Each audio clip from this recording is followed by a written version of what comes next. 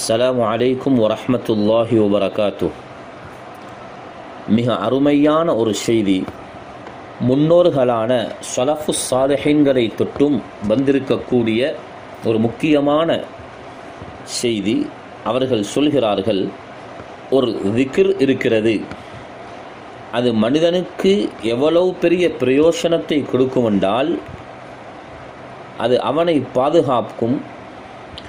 நோய்கள் பரவக்கூடிய நேரத்தில், அப்படியே எழுதியிருக்கிறார்கள், நோய்கள் பரவக்கூடிய நேரத்தில் அந்த நோய்களில் இருந்து அவனை காக்கும் என்று சொல்லிவிட்டு இமாமுனா ஷாஃபிஈ ரஹ்மத்துல்லாஹி அலைஹி அவர்களை தொட்டும் வந்திருக்கக்கூடிய ஒரு கூற்றையும் அவர்கள் நக்கல் செய்கிறார்கள். ஹில்யத்துல் அவுலியாவுல பதிவு செய்யப்பட்டிருக்கிறது. இமாமுனா ஷாஃபிஈ ரஹ்மத்துல்லாஹி அலைஹி அவர்கள் சொல்கிறார்கள், நோய்களை தடுக்கக்கூடிய, அதற்கு எதிராக, வபா போன்ற நோய்களுக்கு எதிராக மிக பிரயோசனம் கொடுக்கக்கூடிய ஒன்றாக நான் தஸ்பீஹை பார்க்கிறேன். அல்லாஹுவை துதிப்பது, பலவிதமான வார்த்தைகளை கொண்டு தஸ்பீஹ் செய்வதை விட மிகப்பெரிய ஒரு பிரயோசனத்தை நான் காணவில்லை.